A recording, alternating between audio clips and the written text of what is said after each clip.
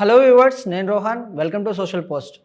ఈ మధ్యకాలంలో విపరీతంగా భూముల రేట్లు పెరగడం వల్ల రకరకాల స్కాములు జరుగుతున్నాయి. చాలామంది ఎదుర్కొంటున్నటువంటి ఒక ప్రధాన సమస్య ఏంటంటే, భూమి మాత్రం వాళ్ళదే కానీ ఈసీలో వేరే వాళ్ళ పేరు మీద ఉంటుంది. సో అలాంటి సందర్భాల్లో దాన్ని మనం క్యాన్సిల్ చేసుకోవచ్చా అనే విషయాన్ని ఈరోజు మనం పూర్తిగా తెలుసుకునే ప్రయత్నం చేద్దాం. ఈరోజు మనతో పాటు హైకోర్టు అడ్వకేట్ రవీంద్రనాథ్ గారు ఉన్నారు. సార్తో మాట్లాడదాం. నమస్తే రవీంద్రనాథ్ గారు. నమస్తే అండి రోహన్ గారు. ఇప్పుడు భూముల రేట్లు చాలా పెరిగిపోతున్నాయి కాబట్టి ఏం చేస్తున్నారంటే అందరూ భూమి మనదే ఉంటుంది కానీ ఈసీలో వేరే వాళ్ళ పేర్లు ఉంటుంది, ఆన్లైన్లో వేరే వాళ్ళ పేర్లు పెట్టేసుకుంటున్నారు. సో అలాంటి సందర్భాల్లో మనం దాన్ని క్యాన్సిల్ చేసుకోవాలంటే ప్రొసీజర్ ఏముంటుంది, ఎవరిని అప్రోచ్ అవ్వాలండి? డాక్యుమెంట్ క్యాన్సిలేషన్ అన్నది తప్పనిసరిగా చేసుకోవచ్చు అండి. ఇప్పుడు ఒక వ్యక్తి ఈసీలు చెక్ చేసుకునేసరికల్లా ఈసీలో తన పేరు కాకుండా మరొకరి పేరు మీద డాక్యుమెంట్ కనిపించే అవకాశం కూడా ఉంటుంది. రకరకాల కారణాలు ఉంటాయి, బట్ డాక్యుమెంట్ క్యాన్సిల్ చేసుకునే వెసులుబాటు కూడా ఉంది. చాలా సందర్భాల్లో సబ్ రిజిస్ట్రార్ గారు రిజిస్ట్రేషన్ చేయడానికి అధికారం ఉంటుంది తప్ప రిజిస్ట్రేషన్ క్యాన్సిలేషన్ చేయడానికి మాత్రం అవకాశం ఉండదు. నేను రీసెంట్గా ఇద్దరు ఒక ఎగ్జాంపుల్ కూడా నేను మీతో షేర్ చేసుకునే ప్రయత్నం చేస్తాను. బంజారా హిల్స్ అంటే మనకు తెలుసు ఎంత రిచెస్ట్ ఏరియానో. అక్కడ స్క్వేర్ యార్డ్ గవర్నమెంట్ అఫీషియల్ లెక్కల ప్రకారమే 2 లక్షల రూపాయలకు ఉంటుంది. అయితే అక్కడ యాక్చువల్గా జరిగిన ఒక విషయం ఏంటంటే, సర్వే నెంబర్ 67, 68 ఈ సర్వే నెంబర్లో ఒక డాక్యుమెంట్ రిజిస్ట్రేషన్ జరిగింది 2025 డిసెంబర్లో. Document number 3806, 3807 subject to the correction. So document registration అయిన తర్వాత అక్కడ ఉన్నదంతా ల్యాండ్ ఎంతంటే 20 స్క్వేర్ యార్డ్స్. రిజిస్ట్రేషన్ జరిగింది 200 స్క్వేర్ యార్డ్స్. మాకు 200 గజాలు రిజిస్ట్రేషన్ జరిగిందని చెప్పి స్థలానికి వెళ్ళేసరికల్లా ఆ ఇరుగు పొరుగు వాళ్ళు ఏమన్నారంటే, ఇక్కడ 200 స్క్వేర్ యార్డ్స్ ఎక్కడ ఉంటుంది, ఈ పక్కంతా మేము ఉన్నాం కదా అంటే, నా దగ్గర డాక్యుమెంట్ 200 గజాల సైట్ ఉంది కాబట్టి నాకు ఈ ల్యాండ్ ఖాళీ చేసి ఇవ్వాలని చెప్పి ఆ ఇరుగు పొరుగు వాళ్ళని కూడా ఇబ్బంది పెట్టే పరిస్థితి కూడా వచ్చింది. ఆ సందర్భంలో వీళ్ళందరూ కూడా ఏం చేస్తారంటే మళ్ళీ బంజారా హిల్స్ రిజిస్ట్రేషన్ ఆఫీస్కి వెళ్ళి మాట్లాడడం జరిగింది.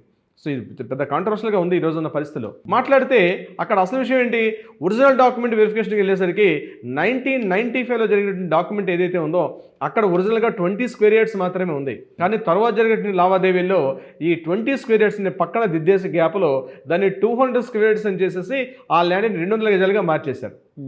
దీని మీద ఎప్పుడైతే గొడవలు స్టార్ట్ అయింది, ఇమీడియట్గా రెవెన్యూ ఐజీ గారు కూడా దాని మీద మాట్లాడుతూ ఆ డాక్యుమెంట్ క్యాన్సిలేషన్ చేశాం కదా అడిగారు.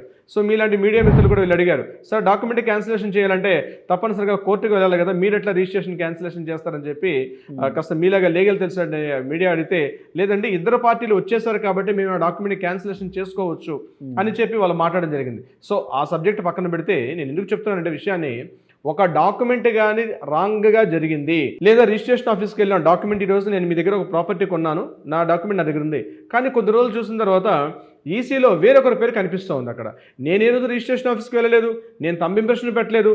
ఇలాంటి సందర్భాల్లో రిజిస్ట్రేషన్ వేరే వాళ్ళ పేరు మీద రిజిస్ట్రేషన్ కనిపిస్తుంది. అటువంటిప్పుడు దాన్ని ఎట్లా మనం ఛాలెంజ్ చేయాలి అంటే, గుర్తుపెట్టుకోండి చాలా ఈజీ మెథడ్. డాక్యుమెంట్ ఒకవేళ మీ డాక్యుమెంట్ కాకపోయినా వేరే వాళ్ళ పేరు మీదుగా డాక్యుమెంట్ జరిగింది, రిజిస్ట్రేషన్ అయిందంటే తప్పనిసరిగా ఆ డాక్యుమెంట్ని కూడా క్యాన్సిల్ చేసుకునే రైట్ కూడా ఉంటుంది.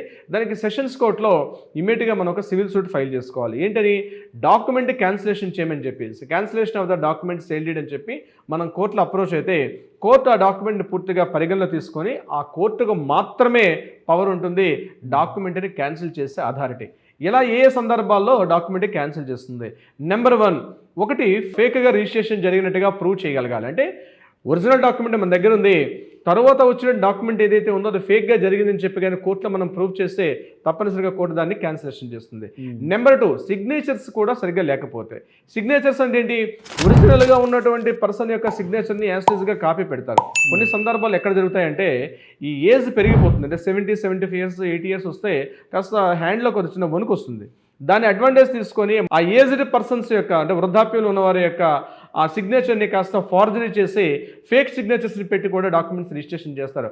అటువంటి సందర్భాల్లో కూడా డాక్యుమెంట్ క్యాన్సిల్ చేసే అవకాశం ఉంటుంది.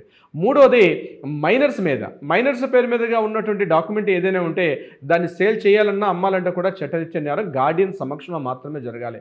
వితౌట్ గార్డియన్ లేకుండా, అంటే పేరెంట్ అయినా కావచ్చు, అంకుల్ అయినా, పిన్ని అయినా ఎవరైనా ఉండొచ్చు. మ్యాక్సిమం నేషనల్ గార్డ్ అంటే పేరెంట్స్ ఉంటారు.